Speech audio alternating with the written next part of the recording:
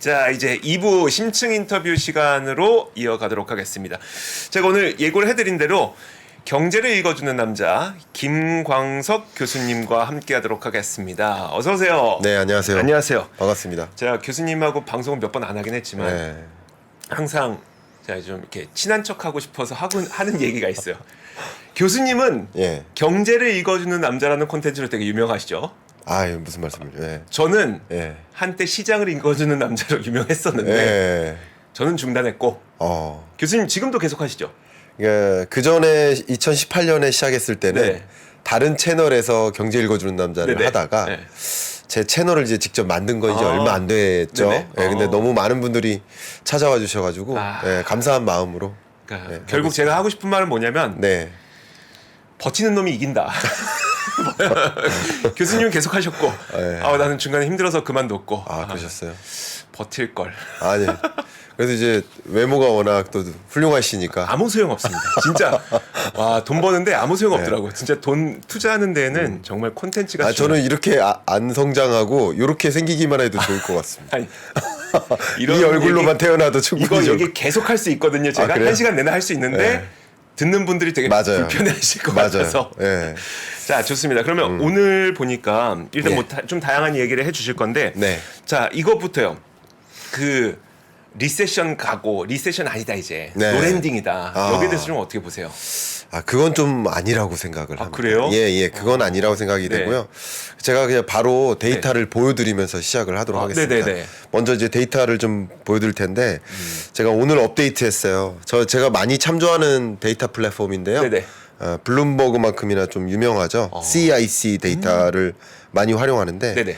여러분 보시는 것처럼 이 PMI 데이터가 50 밑돌면 네. 경기 침체 국면이다. 네. 이렇게 보시면 좋아요. 네. 50 밑을 계속 밑돌고 있어요. 올해 들어서도. 근데 세계적으로 모든 나라가 그렇고요. 근데 노랜딩에 가까운 그 이야기는 네. 어쨌든 이게 미국 경제가 여기서 여기로 한 번 반등한 거 요걸 가지고 이제 노랜딩 가능성 뭐 이렇게 얘기를 하시긴 하는데 네네. 어쨌든 경기 침체 국면에 접어들었다라는 것은 팩트인 것 같고요. 한 가지만 더 데이터를 보여드리면 이건 이제 IMF 경제전망 데이터인데요. 네. 이 파란색이 지난 10월 22년 10월 IMF의 경제 전망입니다. 네. 어쨌든 L자로 경기 침체로 간다라고 전망했다가 네. 이번 1월 달에 수정 전망했는데 0.4% 포인트를 상향 조정했죠. 네. 그러니까 이것을 가지고 또 노랜딩 아니냐 이렇게 판단을 하시는데 네네.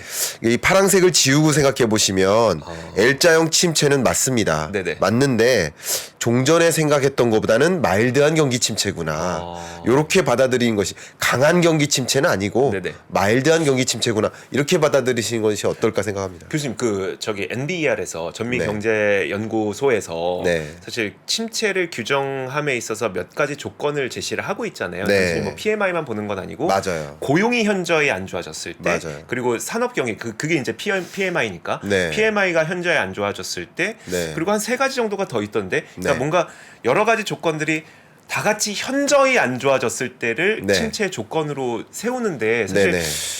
지금 말씀하셨던 것처럼 PMI는 50 밑으로 내려가 있는 건 맞는 것 같긴 하지만 네. 예. 지금 GDP 성장률 전망치도 플러스권이고 하니까 네. 그래도 좀 희망이 있는 거 아니에요? 예. 저는 뭐 희망이 없다라고 말씀드린 게 아니라 네네. 그래서 이제 그 경기 침체라는 단어와 네네. 너무 좋은 질문 주셨어요. 아유, 감사합니다. 그걸 먼저 말씀해 주셨어야 돼요. 경제 위기라는 단어와 네네. 경기 침체라는 단어를 조금 구분해서 네네. 이해하시면 너무나 도움이 될 것 같습니다. 네. 근데 경제 위기에 해당되는 것은 맞아요. 그런 것들이 네네. 그런 조건들이 경제 위기가 소위 말하는 역성장을 의미하죠. 네. 2020년 팬데믹 경제 위기 때 세계 경제는 마이너스 3.1% 역성장했고 네. 우리 경제도 마이너스 0.7%로 역성장했고 네네. 이런 경제 위기라고 규명하면 됩니다. 근데 경기 침체는 경제 위기급은 아니에요. 경제 위기급은 아닌데 굳이 따지면 역성장은 아니에요. 네네. 근데 역성장이지만 또 고성장까지도 아니고 중성장을 밑도는 구간. 요 정도를 경기 침체라고 보고요. 네. 물론 경기 침체의 명확한 정의를 누가 규정 지어 놓은 것은 사실은 없어요. 네네. 근데 여러분들이 생각하시기에 이런 성장률로 봤을 때는 이렇게 1.5%를 밑도는 수준. 네네. 미국 경제를 주고 네. 중심으로 한국 경제는 2%를 밑도는 수준. 네. 그 정도면 경기 침체에 부합한다라고 생각을 합니다. 있습니다. 그래서 경기 침체 국면과 네. 경제 위기라는 국면을 좀 구분하셨으면 좋겠다. 저도 이제 1시간 동안 경기 침체 온다는 얘기를 쫙 하고 나면 댓글로 경제 위기 자꾸 온다고 하지 말라고. 경제 위기 아닙니다. 경제 네네. 위기와 경기 침체를 좀 구분해서 이해하시면 좀 도움이 되겠고요. 경제 위기는 당연히 아니고요. 네네. 경기 침체도 강한 경기 침체라고 종전에는 생각을 했는데 그렇죠. 네. 강한 경기 침체까지는 아니다. 다소 마일드한, 그러니까 소프트 랜딩까지도 가깝다. 네네. 이렇게 판단하면 좀 도움이 될 것 같습니다. 그러면 교수님 요즘에 시장은 이 우려감을 이겨내고 있는 이유는 뭐인 것 같으세요? 그러면? 네, 너무 또 좋은 질문 주셨는데요. 아, 이건 적혀 있었어요. 예, 솔직하게 말씀드릴게요. 감사합니다. 네. 일단은 지금은 잠깐 경기를 봤어요. 네네. 이따가 주식 이야기는 좀 이따가 갖도록 네네. 하겠습니다. 네. 경기를 먼저 봤고 일단 금리를 인상하는 주체는 중앙은행이잖아요. 네네. 근데 중앙은행의 생각과 지금 시장의 생각이 좀 달라요. 네네. 다른 걸 왜 다른지를 명확하게 규명지면 되게 재밌어요. 네. 근데 어쨌든 연준 입장에서 금리를 인상해야 된다라는 요인 혹은 인하해야 된다라는 그 이유 네. 한두 가지 뭐 물가만 가지고 판단하지는 않을 거 아니에요. 네. 나머지 다양한 요소를 고려할 텐데 그렇죠. 첫 번째는 중요한 게 물가 안정, 네. 두 번째는 금융 안정, 금융 불안을 해소해야 돼요. 네. 세 번째가 경기 안정이에요. 근데 지금 잠깐 본 것처럼 마일드한 경기 침체면 우리가 용인하려고 했던 강한 경기 침체마저도 아니니까 네네. 사실은 금리 인상 요인이 또 생긴 거예요. 나쁘게 얘기하면 추가적인 금리 인상 요인이 생긴 거예요. 근데 두 번째로 지금 방금 주셨던 질문이 네. 뭐냐면 금융 불안이에요. 네. 예, 그래프 한번 보시면 네. 금융 불안이 고조되다가 22년 10월 정도가 금융 불안이 되게 고조되죠. 세계적으로. 이게 뭐예요? 이게 금융 안정성을 보여주는 지표라고 볼 수 파이낸셜 있습니다. 컨디션 금융 안정성. 예. 그래서 이게 높아지면 안정성이 예. 높은 거예요. 안정성이 떨어지는 거예요. 예, 높으면 금융 불안이 떨어지는 가중되는 거예요. 거예요. 네네. 그래서 이 값이 이제 떨어지면 이제 좀 안정적으로 되는 거예요. 네네. 근데 금융 불안의 고점을 찍고 안정화되는 흐름이 나타나고 있습니다. 월드뱅크에서도 IMF에서도 비슷하게 진단해요. 네네. 근데 아마 여러분 한국 경제를 보시면 더 명확해지실 텐데 네. 역시 이것도 마찬가지예요. 우리 한국 경제도 예. 지난 22년 10월, 11월 네. 금융 불안이 고조됐었죠. 네. 그러다가 회사채 금리나 국고채 금리가 같이 하락하죠. 네. 그리고 신용 스프레드라고 하죠. 네, 국고채와 회사채 차이값. 네. 이 값도 급격하게 해소되죠. 그러니까 금융 불안 문제는 해소되는 거예요. 네. 그러니까 금융 불안이 만약에 시스템적 리스크로까지 부상하게 되면 이건 경기 침체가 아니라 경제 위기니까. 그렇죠. 네. 네. 경제 위기만큼은 막아야 되니까 네. 이 금융 불안 문제가 가중되면 가중될수록 금리를 같이 인상할 수가 없죠. 없는 거예요. 네, 네. 근데 금융 불안이 다소 해소되니까 네. 또 강한 경기 침체도 해소되니까 네. 마음 놓고 금리를 인상할 수 있는 거예요. 죄송합니다. 말이 좀 웃기긴 한데. 마음 놓고 할 수 있는 거예요. 네네. 예. 왜냐하면 중앙은행 입장 정말 여러 가지 산식이 있겠지만 페드 위원들이 정말 다양한 것들을 고려하겠지만 네네. 좀 간소화해 본다면 경기 불안, 금융 불안 요 문제는 일단 없는 거예요. 네네. 그러면 조금 더 이제부터 뭐를 집중할까요? 인플레이. 그렇죠. 물가에만 집중하면 돼요. 네네. 근데 경기가 안정적이냐라는 것을 또 판단할 때 아까 정말 좋은 질문 주셨었는데 고용 문제가 지금 3.4%로 그러니까요. 정말 역사 이래 이렇게 완전 고용에 다다를 수 있나 할 만큼 고용이 탄실해요. 네네. 그러니까 그 고용 지표나 이런 탄탄한 지표들이 발표되니까 재밌어요 이게. 종전에 이 아이비뱅크들이 네. 정책 금리를 전망했던 것이 이 하늘색인데 네. 고용 호조나 경기 호조나 금융 불안 문제가 해소되니까 네. 그게 발표되자마자 앞으로 금리를 더 올릴 거야. 그리고 높은 금리가 장기화될 거야. 당장 못 내릴 거야. 이런 식으로 전망치가 오히려 올라가는 모습. 이게 결국은 시장에서 이런 모습들을 가지고 판단하는 거죠. 조금 더 물가를 놓고 이제 판단할 시점이 온 거라고 볼 수 속된 있겠습니다. 말로 하면은 연준들이 너 좀 편하구나. 이제 좀 마음 편해졌구나. 네. 제가 작년까지만 네. 해도 이 자리에서도 비슷한 말씀을 드렸지만 두 마리의 토끼가 있는데 네. 한 마리가 물가고 네. 한 마리가 경기예요. 네. 그러면 물가만 잡기 위해서 달려가도 돼요. 왜? 경기라는 토끼는 잡은 상태니까. 네네. 미국이 그랬었어요. 네. 근데 경기 불안이 오니까 금리 인상 더 없는 거 아니냐 이런 생각을 했는데 여전히 경기라는 토끼는 잡고 있는 거예요. 네네. 금융이라는 토끼도 잡은 거예요. 그냥 오로지 물가가 저기 달아나고 아직 못 잡았잖아요. 네네네. 물가는. 네. 그러니까 물가만 잡기 위해 달리면 돼요. 네. 그러니까 금리 인상에 대한 가능성이 더 높아진 거라고 볼 수 있는 거죠. 오히려 부정적인 요소라고 볼 수 있는 거죠. 그런데 말씀하셨던 것처럼 경기에 대한 걱정은 연준만 던 건 아니고 네. 시장도 덜었을 테니까. 그렇죠. 그러다 보니까 시장은 예. 금리 인상에도 불구하고 올라가더라. 그게 그런 거 아니에요? 결국은 싸움이죠, 싸움. 굉장히 재밌는 싸움이죠. 네네. 그리고 이제 금리 인상 해봐야 네. 이제 높은 금리나 이게 굉장히 재밌는데 처음 빅스텝을 단행하는 네네. 베이비 스텝 하다가 빅스텝으로 다음 달에. 전환하고 네. 그리고 자이언트 4번 하고 네. 빅스텝 베이비 스텝 이렇게 속도를 올렸다가 좀 주춤하잖아요. 그렇죠. 그러니까 이제는 그런 강한 속도 자체를 뉴노멀로 받아들이는 거예요. 그 높은 금리를 뉴노멀로 받아들이는 거예요. 그러니까 더 이상 큰 변화가 없는 거고 이제부터 올려봐야 얼마 안 남은 거다. 자이언트 하나도 안 되는 거죠. 굳이 네네. 따지면. 그죠? 네. 앞으로 베이비 스텝을 설사 3번 한다 하더라도 자이언트 한 번밖에 안 되는 거니까 그렇죠. 시장이 계속 이런 금리 인상 속도나 속도 조절이 되더라도 혹은 추가적인 금리 인상이 있다 하더라도 이게 이미 뭐라고 해야 되나 뉴노멀로 받아들이는 그런 모습. 그러니까 이제 우리는 투자해야 된다라는 식으로 생각하는 것이죠. 저는 제 이자 비용 올라간 게 노멀로 받아들여지지가 않던데. 교수님, 네. 이런 거 여쭤봐도 되나? 네. 빚이 없진 그러니까 빚이 없이 살 수는 없잖아요. 그러니까 네. 뭐 신용카드는 사실 신용카드는 이제 우리가 따로- 판매 신용이니까 네, 또 따로- 일시적인 빚이니까 좀 제외해서 생각하는 게 따로- 좋지만. 뭐 여쭤볼 수가 없네요. 네. 지금 대놓고 여쭤보면 빚이 있습니까를 여쭤보고 싶은 그래요? 건데. 물어보셔도 됩니다. 그래요? 예. 그러니까 이자 비용이 예. 노말이 되진 않잖아요. 그냥 일반인들 사이에서는. 맞아. 일반인들 사이에서는 네. 정말 안타까운 얘기인데 기업들은 달라요. 그러면 그게? 기업은 더 심각합니다. 여러분 그러면, 네. 가계 민감하시죠? 네. 기업은 더 심각합니다. 제가 한 가지 좀 자신 있게 네. 이렇게 표현할 수 있는 것은 아마 이 자리에 앉아 있는 어떤 누구보다 네. 많은 기업의 CEO들을 만나고 있어요. 그렇죠. 그건 그렇죠. 사실이에요. 네네. 근데 제가 그걸 단언할 수 있어요. 그래서 그러면 왜냐하면 제가 워낙 그 기업들 여러분 500대 그룹사들의 경영 전략 회의에 꼭 참석을 하고 오늘도 LS 그룹에 다녀왔어요. 그러니까 그런 식으로 그 경영 의사 결정자들이 금리에 얼마나 민감한지 제가 잘 알고 있어요. 그러면요. 예. 사실 이제 금리라고 하는 거는 기업들이 내야 되는 이자인 거고. 그렇죠. 그러면 이제 그리고 주가라고 하는 게 주식 시장이라고 하는 것은 기업들의 이익의 함수인 거고. 그렇죠. 결국 이게 정말 뉴노멀이라고 하는 게 그냥 해석일 뿐인 건지. 예, 해석이죠. 그냥 해석일 뿐이에요. 예, 왜냐하면 여러분 이제 고금리에 따른 그 역습이라는 거 네네. 제가 계속 작년 10월부터 강조했는데 기업들은요 금리가 이렇게 올라가 버리면 이게 바로미터예요. 이 사업을 할지 말지를.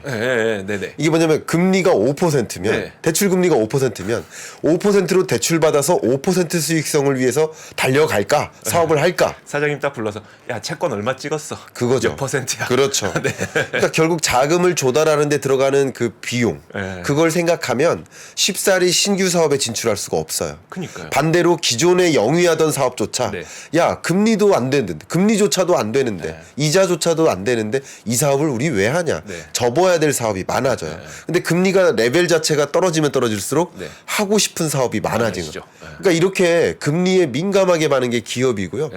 가계는 당연히 우리나라 지금 2,000조가 조금 안 돼요. 네네. 약 1,900조 원 정도 되는 가계부채 규모에서 네. 78.5%가 변동금리 대출자예요. 그렇죠. 얼마나 민감할까요? 근데 물론 변동금리 대출자라고 하더라도 금리 그 변동된 적용을 6개월에 한 번씩 조정하니까 뭐 3개월도 있고 6개월도 있고 그렇죠. 1년도 있죠. 예, 그러니까 뭐 최근에 대출 받으신 분은 뭐 크게 체감이 안 되실 분도 있을 텐데 정말 그래서 이제 코픽스도 보면 네. 신규 취급액 기준으로는 떨어졌지만 네네. 기존 잔액, 취급액과 잔액 기준으로 보면은 안 떨어지잖아요. 네네. 그러니까 그게 그런 거라고 볼 수 있겠죠. 그렇게 물론 그렇지만 향후에 그런 높은 금리의 변동금리 대출자들이 이자 상환 부담이 커질 가능성은 굉장히 높죠. 그러니까 결국은 금리가 이렇게 높아져 버리면 주식 투자할까를 판단하는데 네. 기준이 된다는 거예요. 네, 기업의 사업 의사 결정처럼 네, 그쵸. 가게도 5% 저축하면 저축금리 5% 받는데 네. 주식 투자에서 5% 수익을 볼까 하는 기준이 될 수는 있겠죠. 그러면 네. 그 침체에 대한 우려를 사실 저희는 좀 이렇게 뒤로 미뤄가고 있는 단계이긴 하거든요. 시장 네. 참가자들은 저도 사실 마찬가지고. 네. 그러면 안 될 것 같으세요? 침체에 대한 것을 걱정을 미룬다. 네. 침체라는 걱정을 미루는 것은 제가 보기에는 네. 좀 걱정이 됩니다. 그렇게 하면 그래요? 그러니까 좀 사실 안 좋은 상황을 가정하고 준비하는 게 맞지 않나 하는 생각을 갖고 있거든요. 사실 그렇게 생각을 했던 이유는 뭐였었냐면 네. 사실 침체가 올 수도 있겠지만 사실 우리가 뭐 한두 달 바라보고 투자를 하는 건 아니니까. 네. 그리고 뭐 1년 뒤가 됐을 때는 여기서 벗어날 것 같다는 그런 기분. 네. 뭐 저 같은 개인 투자자는 그런 걸 잘 모르니까. 네. 그런 것 때문에 약간 뒤로 밀어놨었거든요. 근데 그렇게 네. 하면 지금 안 될 것 같으세요? 네, 뒤로 너무 미루시면 안 될 것 같다는 생각을 합니다. 이제 물론 이 상반기가 좀 굉장히 중요한 변곡점이 될 수는 네네. 있겠는데 이게 맞다고 제가 주장하는 것은 아니고 모든 연구기관들이 하나같이 상저하고를 전망해요. 네네. 왜냐하면 상반기는 여전히 그 고물가 압력을 받고 있는 기간이에요. 네네. 그죠? 그러니까 고물가 압력을 여전히 받고 있고 쉽게 말하면 지금 우리 앵커님이 소득이 찍히는데 그게 가처분 소득이잖아요. 네네. 명목 기준. 네네. 근데 소득은 똑같은데 그 소득을 가지고 살 수 있는 물건의 개수는 실질 소득이 줄어들죠. 네. 그러니까 이렇게 어려운 구간이 23년 상반기예요. 우리나라 물가 상승률 기준으로도 4%대 상반기가 그리고 경제 성장률은 1.3%. 네네. 한국은행의 전망치가.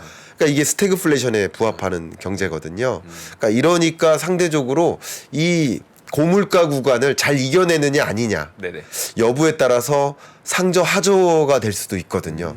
제가 위협하는 것이 아니라 네. 결국 위협적으로 느끼시지 마시고 상반기 이 경제를 잘 이겨낼 수 있도록 준비를 해야 된다는 말씀을 드리는 거예요. 예. 알겠습니다. 이제 1년 돼 가잖아요. 금리 네. 인상 시작한 지. 맞아요. 물가 잡히는 효과는 좀 있을 것 같으세요? 지금 많이 내려오긴 했는데 네. 사실 우리가 목표하고 있는 바는 네. 우리가 아니죠. 전 세계 사람들 다 동일할 네. 것 같네요. 네. 2%까지니까. 네. 좀 효과가 빠르게 나타날 것 같으세요? 자, 그 질문에 대해서 지금 답변 드리겠습니다. 네네. 이게 참 재밌는데요. 네. 이 자연과학 연구자와 네. 사회과학 연구자가 크게 다른 게 하나 있어요. 그게 뭐예요? 자연과학 연구자는 이제 예를 들어서 생물학이나 네. 화학 연구, 인공지능 연구, 자연과학 저 같은 사람. 자연과학 연구. 저 자연과학 출신. 이공계. 이공계. 그쪽에서는 실험을 할 때 통제 집단이 있어요. 네. 그러니까 이것에만 변화를 주면 돼요. 네. 근데 이 사회과학은 통제 집단이 없어요. 한국 경제를 놓고 한국 경제 다시 네네. 1을 둘 수가 없어요. 그쵸. 이게 그러기 때문에 마치 결혼하는 게 좋아요, 결혼 안 하는 게 좋아요. 왜냐하면 우리 사람은 결혼한 삶이나 아니면 결혼 안 한 삶이나 둘 중에 하나밖에 못 살아요. 네네. 둘 중에 하나를 선택한 삶밖에 안 돼요. 네네. 결혼 안 했으면 어땠을까? 결혼했으면 어땠을까? 하는 생각은 들겠지만 네네. 두 가지 삶은 우리는 경험할 수가 없어요. 네네. 그러니까 사회과학적으로는 그래요. 그러나 결과적으로는 네네. 물가가 잡히는 경로인데 그걸 이름하여 디스인플레이션이라고 하는 네네. 거죠. 네. 제가 얼마 전에 제 채널에서 네. 그 주제로 영상을 올렸었는데 제가 보여드렸던 화면을 잠깐 네. PPT로 갖고 왔는데 네. 이미 지난 FOMC 회의에서 네. 성명서에서 기자회견에서 얘기했죠. 이 문장이 디스인플레이션을 의미합니다. 그러니까 물가 상승세는 여전히 있지만 네. 다소 물가 상승세가 잡혔다, 완화됐다. 네네. 이게 디스인플레이션이죠. 네. 인플레이션은 남아있지만 디스인 거예요. 이게 그래프로 보시면 이거죠. 정점 찍었지만 네. 그래도 많이 떨어졌다.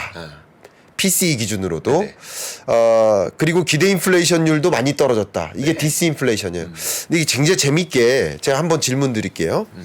9.1에서 6.4까지 떨어졌어요. 네. 그럼 어떻게 생각하십니까? 많이 떨어졌다고 생각하세요? 아직 갈 길이 멀다고 생각하세요? 저 아까 계속 말을 반복하게 됐는데 네.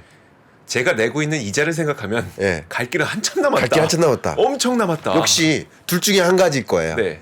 그러니까 9.1에서 6.4까지 떨어진 건 사실이에요. 팩트죠. 네. 근데 이 사실을 가지고 해석을 달리해요. 누구와? 시장과 연준이. 연준은, 완전히 다른 해석이에요.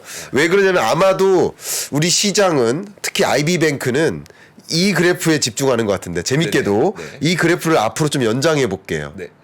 이 그래프죠. 아. 그냥 연장만 해도 아까 이 부분이 똑같은 겁니다. 네. 연장만 해도 아직 2%라는 목표 물가에 부합하려면 많이 남았다라고 보는 거죠. 굳이 따지면 네. 시장은 이것에 환호하는 거고 네. 이것에 기대를 거는 거고 네. 금리 인상 추가적으로 안 해도 된다. 곧 금리 인하 있어도 된다. 네. 이렇게 생각하는 거고 연준은 요걸 보고 있는 거예요. 아직도 안 잡혔다. 그러니까 같은 현상을 놓고 달리 바라보는 동상이몽이에요. 그러면 이제 네. 교수님께서는 워낙 그 경제 그러니까 매크로도 그렇고 이제 시장을 바라보시는 것도 그렇고 워낙 그 경력이 많으시니까 이런 현상이 네. 지속될 수 있어요? 네. 23년 상반기까지는 네. 지속될 거라고 보고 있습니다. 그러니까 시장 그러니까 연준은 아니라는데 예. 시장은 계속 맞다고 가는 현상이 좀 지속될 수 그거 있을 벌써 1년 됐죠. 네네. 사실은 잘 보세요. 네. 파월의 마음을 한번 해석해 보자고요. 네. 파월은요. 잘 생각해 보세요. 네. 잭슨홀 미팅 때부터 네. 계속 2% 골. 네네. 그러니까 그 파월은요. 갑자기 베어로 바뀐 적이 없어요. 파월은 계속 그 자리예요. 긴축적인 통화 정책이라는 그 생각을 100 정도로 갖고 있어요. 계속. 근데 자꾸 시장이 혼자 기대했다가 네. 아니네.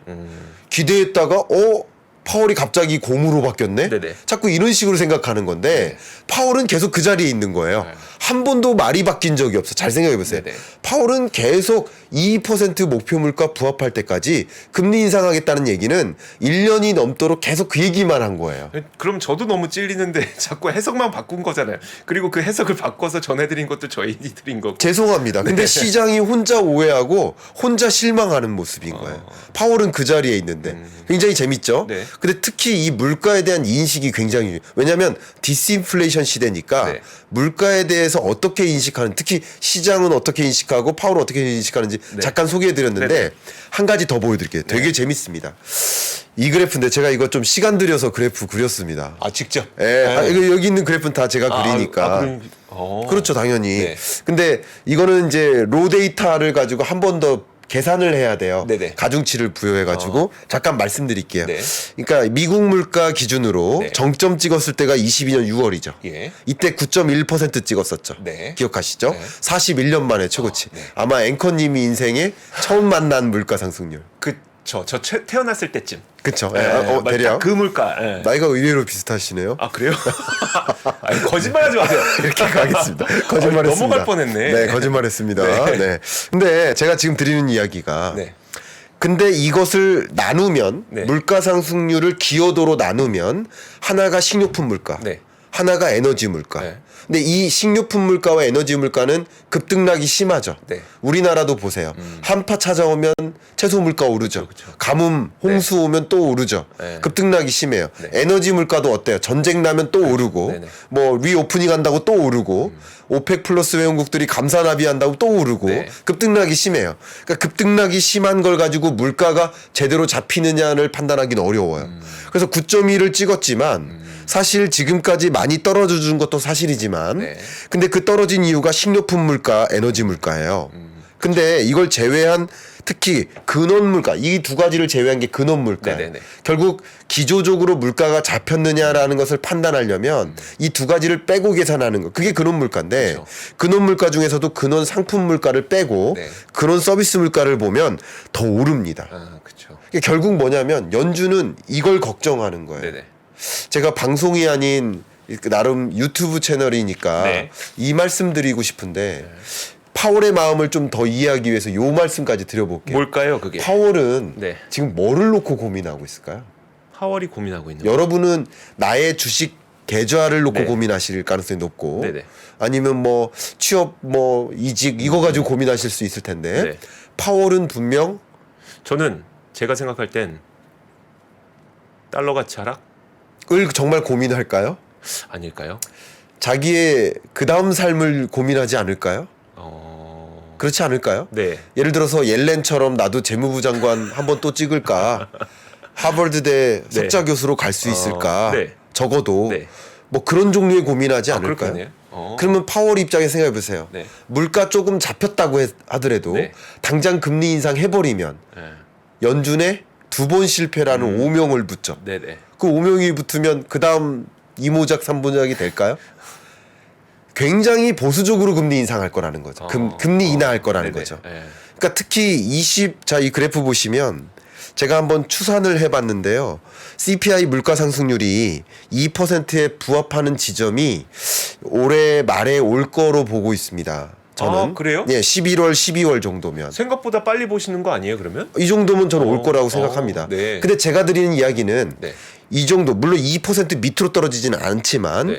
2%대 물가 상승률을 볼 거라고 봐요. 네.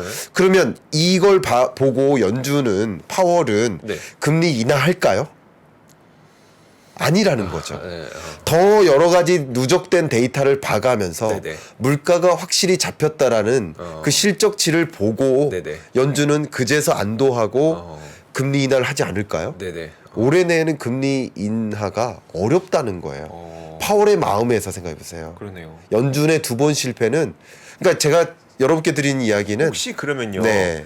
근데 왜 그래도 상반기까지는 연준과 시장과의 싸움에서 시장이 좀 그래도 이겨나갈 것 같다고 생각하시는 이유는 뭘까요? 상반기 이겨낼 수는 있죠. 왜냐하면 기대감만으로도 시장은 움직이는 겁니다. 그러니까 우리가 얘기하는 시장은 주식시장이잖아요. 네네네. 주로. 네. 주식시장은 심리지표고 네. 금리의 정점으로부터 6개월 전에 선행하니까 저는 여전히 제가 이 자리에 나와서도 매월 한 번씩 나오지만 네. 나와서도 이미 뭐 한 몇 개월 전에 22년 중반에도 말씀드렸지만 네네. 똑같습니다. 23년 2분기가 금리의 정점인 건 여전해요. 네네. 추가적으로 인상을 하더라도. 그럼 그것으로부터 6개월 전이 저는 저점으로 믿고 있어요. 네네. 그러니까 22년 10월이 저점이라고 생각하는 사람이에요. 네. 다만 그 이후에 금리는 여전히 높으니 기회비용이 큰 거예요. 네네. 주식 투자하기에. 네. 그건 여러분의 판단인 거고. 네네. 그리고 주가가 강한 랠리를 보이긴 어렵다. 네. 저점 찍고 반등은 하지만 이 경기 침체라는 것이 계속 존재하는 한 기업 실적 발표될 때마다 또 무너지고 네네. 삼성전자 실적 얼마 전에 발표되고 또 무너졌었잖아요. 네네. 근데 그 삼성전자 실적이 1분기 실적이 아니에요. 그쵸. 22년 맞아요. 4분기 실적 맞아요. 가지고 무너지는 거예요. 네네. 역시 이렇게 경기 침체라는 것이 반영될 때마다 네. 실적이 계속 어두워질 가능성이 높은 거죠. 그게 경기 침체를 보여주는 그렇죠. 사인들이잖아요. 네. 실적. 네. 모든 기업들의 실적을 합하면 그게 GDP 아니겠습니까? 그러니까 GDP가 줄어든다는 거잖아요. 그러니까 대부분의 우리들이 기대하고 있는 그 기업들의 실적이 전반적으로 쪼그라들 것이다. 그게 경기 침체니까 실적을 보고 또 기대에 실망하고 그런 장세가 계속 될 것이다라고 보니까 지금부터는 여러분이 투자 의사 결정하는 것이고 판단은 여러분이 하시는 거고 네네. 저점은 지났다는 것은 그때도 말씀드렸어요. 그러면 이제 중국까지만 여쭤볼게요. 네. 중국이 리오프닝을 하니까 사실 중국에서의 소비 네. 그리고 중국의 그 저렴한 생필품들이 미국으로 넘어갈 수 있는 수출 네. 그리고 중국의 이 생산 네. 이런 것들 때문에 좀 경기도 괜찮으면서 네. 인플레이션도 좀 속도감 있게 줄어드는 그런 현상 기대할 수 있을까요? 두 가지 요인이 맞물릴 거라고 생각합니다. 네. 예, 지금 주셨던 질문처럼 왜냐하면 중국이 이제 셧다운되면서 그게 또 인플레이션을 또 그렇죠. 상승시키는 압력이 네네. 되기도 했어요. 왜냐하면 공급망을 완전히 차단시켰으니까. 네. 제가 그래프를 하나 준비했는데요. 제가 자주 보는 CEIC 네. 데이터 플랫폼에서 CEIC의 전망입니다. 이게. 근데 지금 중국의 그 리테일 세일스가 어쨌든 최근에 반등했어요. 이게 실적치입니다. 초록색이. 네. 그리고 이 보라색이 CEIC의 전망치라고 볼 수 있겠습니다. 네. 근데 전망치로 보면 원래 중국 데이터가 되게 느리잖아요. 그래서 전망치가 굉장히 중요한데요. 어쨌든 앞으로 우상향할 것이다 이렇게 보고 있어요. 네. 그리고 또 한 가지 그 시장을 볼 때 요걸 좀 보시면 좋겠습니다. 중국의 해외여행 지출, 방문객 수 보세요. 와. 코로나19로 완전히 급감했었죠. 네. 근데 이 데이터가 되게 느려요. 네. 그래서 느려서 제가 역으로 한국 여행객 통계를 가지고 네. 그러니까 중국 통계를 가늠해 보자라는 의미에서 한국 통계를 오늘 아침에 업데이트를 했는데 잠깐 보여드릴게요. 우리나라 잠깐 제가 퀴즈를 드려야 되니 잠깐 다시 넘어갈게요. 네. 퀴즈 드릴게요. 우리나라 해외 출국자가 네. 한 달에 몇만 명 정도 될까요? 그냥 한 달에. 한 달에 예, 대략 모르는 게 더 재밌긴 하지만 한 달에 10만 명 10만 명이요. 아니요. 250만 명 정도. 250만 명이요? 이렇게 많이 나갑니다. 월? 월 아. 거의 큰 변화는 없죠. 그러다가 코로나19 때 거의 제로에 가까웠죠. 네네. 근데 지금 많이 돌아왔어요. 22년 12월 기준으로 많이 돌아왔는데 그래봐야 140만 명. 아직도 갈 길이 멀다. 네. 그러니까 리오프닝이라는 게 아직 충분히 안 이루어졌다. 네네. 그러니까 23년 연내에 제가 보기에 250만 명에 가깝게까지 올라갈 것으로 보고 있습니다. 네. 그러니까 이걸 가지고 네. 판단을 해보자는 거예요. 네. 중국 같은 경우 결국 리오프닝에 관련된 산업들이 기회를 많이 네. 볼 것이라는 거죠. 그런 관점에서 여러분 산업적인 섹터적인 고민을 하실 때 네. 중국 리오프닝에 대한 고민 생각은 충분히 갖고 계시는 게 도움이 되겠다 이 네. 말씀을 드리고요. 네. 그다음 두 번째 동시에 고려해야 될 게 이겁니다. 중국이 연간 에너지 수입액이 이렇게 석유든 석탄이든 뭐 네. 천연가스든 높고요. 특히 중국의 글로벌 수요가 차지하는 비중을 보면요. 네. 철광석 세계 글로벌 수요 중에 중국이 혼자서 72% 차지합니다. 그 밖에 알루미늄, 니켈, 구리, 석탄, 강철, 아연 이런 것들이 50%가 넘어요. 제가 네. 50%가 넘는 것들만 따로 가져온 겁니다. 네. 그러니까 제가 무슨 말씀을 드리냐면 원자재 가격이 지금 20년 저점 찍고 네. 21년, 22년 또 23년 초까지 물론 22년 한 6, 7월에 정점 찍었었죠. 네. 뭐 유가라든가 원자재 가격이 전부 다. 그랬다가 조금 떨어지다가 다시 올라가는 흐름이 좀 야기되고 있잖아요. 근데 중국의 리오프닝이 말 그대로 제자리로 재개될 때 네. 아직 제자리 아니라는 말씀드린 네네. 거예요. 네. 제자리로 말 그대로 재개될 때 그만큼 원자재 수요가 폭발하겠죠. 네. 그래서 제가 엊그저께 더 이코노미스트 그 제목이 굉장히 인상적이었던 네. 것을 한번 말씀드리는데 그게 엑시트 웨이브입니다. 엑시트 웨이브? 엑시트는 네. 엑시트는 중국이 이제 셧다운으로부터 엑시트한다는 네네. 뜻이에요. 코로나19로부터 이제 벗어난다. 근데 그것이 또 다른 물결을 물결이 준다. 그러니까 경기라는 측면에서 섹터의 의미가 상당히 존재하기도 하겠죠. 네네. 네. 그러나 두 번째는 물가 상승 압력도 상당히 높아진다는 거죠. 왜냐하면 원자재 가격을 폭등시키고 이게 여러분 참 아실지 모르겠지만 우리 근래에 네. 있었던 원자재 슈퍼사이클 네. 그게 언제였는지 아세요? 근래? 가장 최근 예, 저 그거 기억나는데 그러니까 유가가 $100 넘었을 때가 2014년이었었나요? 네, 예, 맞아요. 네네. 그때 그러니까 원자재 슈퍼 사이클을 보통 15년 이상 장기 랠리를 보통 네네. 얘기하는데 그게 2000년 1월 2001년이죠. 네. 2001년에 중국이 WTO에 가입하고요. 네네. 중국이 폭발적으로 성장해요. 2000년대. 그러면서 세계 모든 석탄이나 3분의 1 이상을 중국이 빨아들여요. 네네. 시멘트니 철강이니 심지어는 밀이나 네. 아니면 커피마저. 왜냐하면 이렇게 급격히 성장하면 중산층이 급격히 뚱뚱해져요. 그쵸. 그러니까 증산층이 많아진다고. 두터워진다. 네, 두터워져요. 그렇게 많아지니까 기후식품마저 수요가 늘어요. 네. 그러니까 커피나 그 초콜릿 같은 그런 수요도 늘어요. 네네. 그러니까 각종 모든 식료품 원자재나 비철금속 원자재, 에너지 원자재 다 빨아들이면서 네네. 원자재 슈퍼사이클이 온 거예요. 이제 그걸 다시 올 거라고 말씀드린 건 아니지만 네네. 역시 리오프닝이라는 것이 재개됨에 따라서 네. 중국에서 생산이 재개되고 생산이 정상화되고 또 관광객이나 모든 여러 산업 수요가 제자리로 돌아오는 과정에서 원자재를 일시적으로 급격히 빨아들이는 현상이 있을 수 있어요. 네네. 그래서 그게 또다시 물가 상승 압력을 주고 그러면 경기 나름 안정, 마일드한 경기 침체, 금융 나름 안정, 우리나라는 좀 아니지만 네. 그런데 물가는 다시 고조되는 상승 압력, 그러니까 금리 인상이 더 장기화되거나 금리 인하라는 시점이 더 지연되거나 할 수는 있다라는 것은 제가 이거는 팩트고요. 네네. 투자 판단은 여러분 이걸 가지고 따로 하셔야 되지만 네. 이런 가능성을 여러분 염두에 두고 의사결정하셨으면 좋겠습니다. 알겠습니다. 아, 네. 오늘 좀 꽤 길게 이야기를 했는데 네. 사실 그 좀 시사하는 바가 꽤 많이 있는 것 같아요. 말씀하셨던 것대로 네. 우리가 조금 시장이 반등하다 보니까 약간 마음을 놓고 있었던 부분이 있었는데 다시 한번 좀 경계심을 갖게 되는 계기가 되지 않았나 네. 싶습니다. 그렇다고 너무 두려워할 필요는 없죠. 예, 뭐 제가 앞에 말씀드렸던 네네. 것처럼 이게 좀 주식시장이라는 네. 관점에서는 네. 저점은 이미 22년 10월이다라고 네네. 말씀드렸던 것처럼 그러니까요. 제가 맞다 틀리다를 떠나서 네네. 저는 그렇게 생각하고 있으니까 네. 그런 저점을 향해 다시 갈 거라고 생각하진 않고요. 그리고 다음에 말씀해 주셨던 것처럼 섹터별로 어느 쪽으로가 좀 활용이 될지도 한번 네. 좀 지켜보자고 말씀하셨으니까 그렇습니다. 그런 네. 쪽에서 또 우리도 도움을 받을 수 있는 거고요. 네. 자, 이렇게 오늘 좀 길게 김광석 교수님하고 이야기 나눠봤습니다. 더 얘기 나누고 싶지만 보내드릴게요. 끝으로 요 말씀만 드리겠습니다. 네, 한 가지 예. 말씀하시죠. 네. 저 장표를 갖고 왔는데요. 제 네. 채널 홍보입니다. 아, 네네. 제 채널에 오셔서 IMF의 한국 경제 경고 네. 이 영상을 한번 보시면 네. 세계 경제는 어떻게 흘러갈 것이고 근데 왜 한국 경제는 유독 안 좋을 거라고 판단하는지 아. 여러분 좀 깊게 좀 이해를 갖는데 도움이 될 거라고 그러니까요. 생각합니다. 그러니까 IMF가 딴 데 다 올리면서 한국이랑 영국만 내렸잖아요. 예. 어우. 그 이유를 네. 한 30분 동안 정리를 했어요. 저도 가서 볼게요. 예, 한번 봐주시면 감사하겠습니다. 알겠습니다. 김광석 교수님이었습니다. 고맙습니다. 네, 감사합니다. 복잡하고 어렵게 느껴지는 재무제표와 용어들. 친절한 투자 멘토 사경인 마스터가 매주 새로운 콘텐츠로 알기 쉽게 설명해드립니다.